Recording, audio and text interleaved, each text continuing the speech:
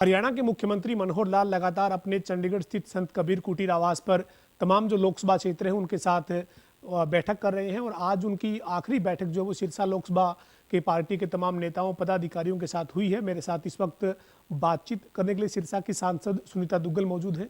Ma'am, आज आप और पूरी भारतीय जनता पार्टी जो सिरसा लोकसभा क्षेत्र के पदाधिकारी उनकी बैठक हुई है, क्या चर्चा हुई है, किस तरीके से क्या रणनीति बनाई गई है? देखिए, आपको मालूम ही है कि पहले जो है 9 हमारी लोकसभा जो है उनके पदाधिकारियों के साथ माननीय मुख्यमंत्री जी की बैठक हो चुकी है उनके निवास पर ही कबीर कुटीर पर। और इसके साथ साथ जो अधिकारी हैं उनको वो ताकीद करते हैं कि आप जो भी हमारे पदाधिकारियों की समस्या है उनको आप हैंडल करें।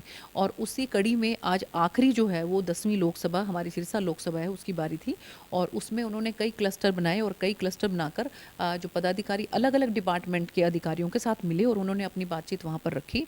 जो काम हो चुके हैं अधिकारियों ने उसके बारे में हमें जानकारी दी, जो काम फिजिबल है उसके बारे में जानकारी दी, जो फिजिबल नहीं है उनके बारे में भी जानकारी दी।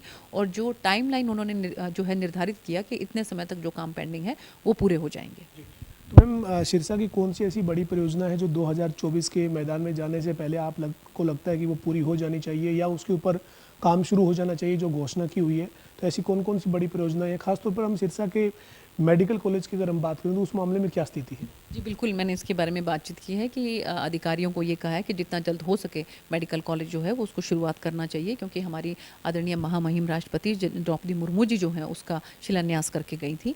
और इसके साथ साथ एक रतिया में खाई कलोठा पुल है जो आधा बन गया था, वो पेंडिंग पड़ा हुआ था, उसके बारे में भी अधिकारियों से बातचीत की। उन्होंने कहा कि बहुत जल्द जो है इसका काम फिर से शुरू हो जाएगा और ये पूरा हो जाएगा।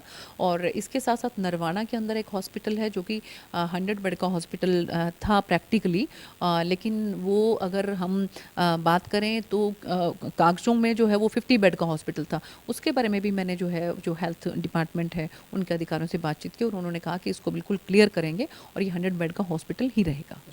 मैम, इसके साथ साथ मुख्यमंत्री जी ने एक घोषणा की थी कि जो डब्बावाली है उसको पुलिस जिला जो है वो बनाया जाएगा और 15 अगस्त से जो है वो पुलिस जिले के रूप में डब्बावाली काम करेगा। तो उसको लेकर भी आज कोई चर्चा हुई क्या कि कब तक उसके लिए वहाँ पर अलग से पुलिस व्यवस्था कर दी जाएगी? देखिए, मुझे सौभाग्य प्राप्त हुआ सिरसा ज़िले के अंदर स्वतंत्रता दिवस पर जो है वो ध्वजारोहण करने का। तो वहाँ पर भी मेरी जो वहाँ के जो ऑफ़िसर्स हैं उनसे बात हुई थी और आज भी यहाँ पर बात हुई है। तो वहाँ पर जितने भी जो ऑफ़िसर्स हैं उन सबको जो है वहाँ पर असाइन कर दिया गया है। केवल सिर्फ़ अभी जो बिल्डिंग है कि जो एसपी ऑफ़िस जो है वो कौन-सा रहेगा, अभी तक जो है ये चिन्हित किया गया था कि जो ब्लॉक डेवलपमेंट का ऑफ़िस है वहाँ पर जो है वो एसपी बैठेंगे वहाँ के।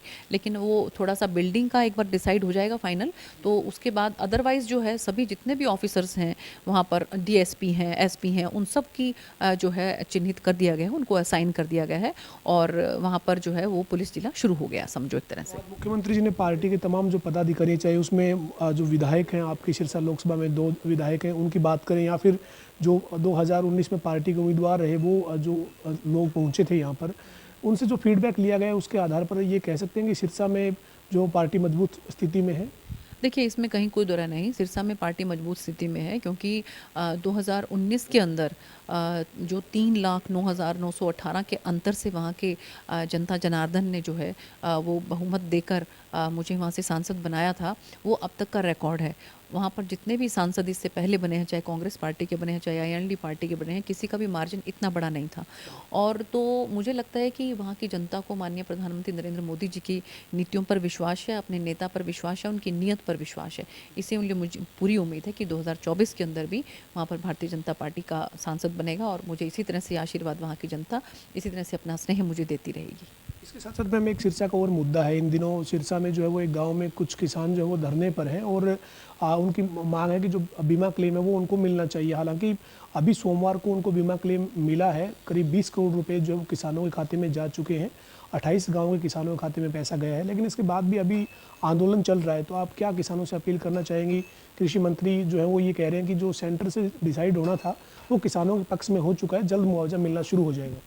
बिल्कुल, मेरी इसके बारे में भी बहुत विस्तार से जो है वो अधिकारियों से बात हुई है, माननीय मुख्यमंत्री जी से भी बात हुई है और माननीय मुख्यमंत्री जी ने मुझे 14 तारीख को ही ये बात बता दी थी कि बहुत जल्द जो है एक किस्त हमारे किसान भाइयों के मुआवजे के तौर पर आ जाएगी और उसके बाद धीरे-धीरे जो है बाकी पैसा भी जो आ जाएगा।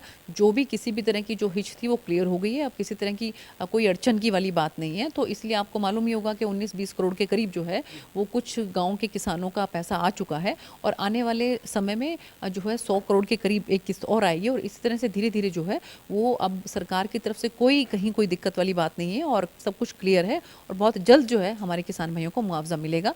लेकिन मुझे ये लग रहा है कि कुछ लोग उसके अंदर जो है वो राजनीति करने की कोशिश कर रहे हैं। तो उनको जब दिख रहा है कि कहीं उनकी किसी तरह की दाल नहीं गल रही है, तो इस तरह की हरकतें करके जो हैं वो बरगलाने की कोशिश कर रहे हैं। लेकिन जनता जनार्दन को ये मालूम है, किसान भाइयों को ये मालूम है कि इससे पहले जो कांग्रेस की सरकार होती थी तो कैसे 2-2 ढाई-ढाई रुपए के उनके चेक आते थे। लेकिन अब लाखों-लाखों रुपया, करोड़ों-करोड़ों रुपया जो है वो हमारे किसान भाइयों के खातों में जा रहा है और सीधा जा रहा है। ये भी नहीं है कि कोई 1 रुपया वहाँ से चलता है और यहाँ पर सिर्फ 15 पैसे पहुँचते हैं। तो अगर किसी के खाते में 15,000 आने हैं तो 15,000 ही आते हैं डीबीटी के माध्यम से। तो मुझे मालूम है कि इसलिए किसान भाई बहुत खुश हैं जिस तरह से हमारी सरकार उनके लिए काम कर रही है। आज जो रोड जाम किया गया इसमें आप ये मानते हैं किसानों को बरगलाया जा रहा है, कुछ विपक्ष के जो लोग हैं वो इसमें शामिल हैं? देखिए, आप बताइए कि जब एक किस्त जो है वो 20 करोड़ रुपए की आ चुकी है और आने वाले समय में भी मैंने आपको बताया जैसे कि धीरे-धीरे किस्त आएँगी, तो अब क्यों किया जा रहा है रोड जाम? कौन लोग हैं जो रोड जाम कर रहे हैं? मुझे लगता है कि इसको बारीकी से देखना चाहिए। मैम, इसके साथ साथ एक अंतिम सवाल है। आज आम आदमी पार्टी की चंडीगढ़ में प्रेस कॉन्फ्रेंस थी। सुशील गुप्ता और अशोक तंवर कह रहे थे कि हरियाणा में बेरोजगारी जो है वो बढ़ रही है, हरियाणा आज बेरोजगारी में नंबर 1 पर है। आम आदमी पार्टी के अलावा कांग्रेस भी इस मुद्दे पर सरकार को समय समय पर घेरती है। तो ये मानते हैं कि हरियाणा में वाकई में कोई इस तरीके की दिक्कत है कि बेरोजगारी हरियाणा में बढ़ रही है? देखिए, हरियाणा में अगर आप देखें तो मुझे लगता है कि शायद यहाँ के नौजवान अब ये महसूस करते हैं कि यहाँ पर बिना खर्चे और पर्ची के जिस तरह से नौकरियाँ लगती हैं। अगर मैं अपनी सिरसा लोकसभा की ही बात करूँ, वो इलाका ऐसा था कि जहाँ पर अगर आप नेता के पीछे-पीछे जाते हो या कि आप जो है नेताओं की मुट्ठी गर्म करते हो, केवल तभी वो उम्मीद करते थे कि शायद उन्हें नौकरी मिलेगी। और वो नौकरी क्या मिलती थी उनको कि चपरासी की नौकरी मिल जाती थी, एक कांस्टेबल की मिल जाती थी, ज़्यादा से ज़्यादा एक क्लर्क की नौकरी मिल जाती थी।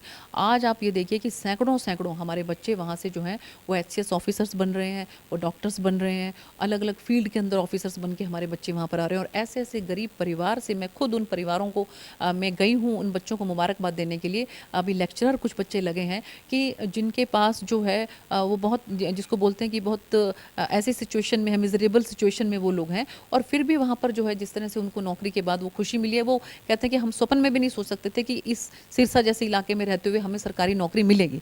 तो ऐसे उसमें मुझे लगता है कि जो इस तरह की बात कर रहे हैं वो उनको अपने गिरेबान में झांक के देखना चाहिए कि उनके सरकार के रहते हुए उन्होंने किस तरह से नौकरियों को बेचने का काम किया। हमारे साथ सिरसा की सांसद सुनीता दुग्गल थी जिन्होंने तमाम मुद्दों पर बातचीत की। खासतौर पर सिरसा लोकसभा क्षेत्र के आज तमाम नेताओं के साथ मुख्यमंत्री ने जो चर्चा की, इसको लेकर उनका ये कहना है कि आज मुख्यमंत्री ने फीडबैक लिया है और जो बड़ी परियोजनाएं हैं उनके ऊपर कितना काम हुआ है इसके ऊपर चर्चा की गई है। और साथ ही सुनीता दुग्गल ने यह दावा किया है कि 2024 में एक बार फिर सिरसा में कमल खिलेगा। उन्हें उम्मीद है कि सिरसा की जनता, सिरसा के लोग उनके साथ रहेंगे। वीडियो जर्नलिस्ट विजेंद्र सिंह के साथ पवन सिंह और जनता टीवी, चंडीगढ़।